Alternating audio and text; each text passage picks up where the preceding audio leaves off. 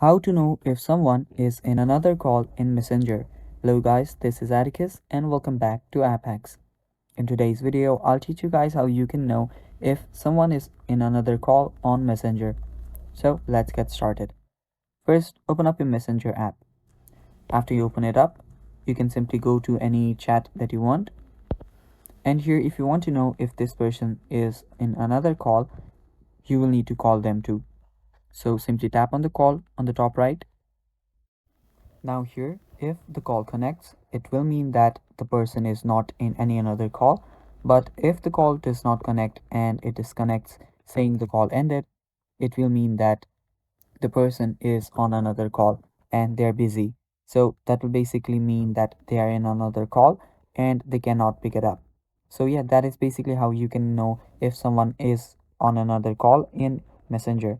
Now that is the only way to know if someone is on another call.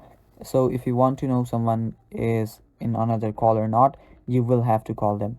So yeah, that is basically it for today, guys.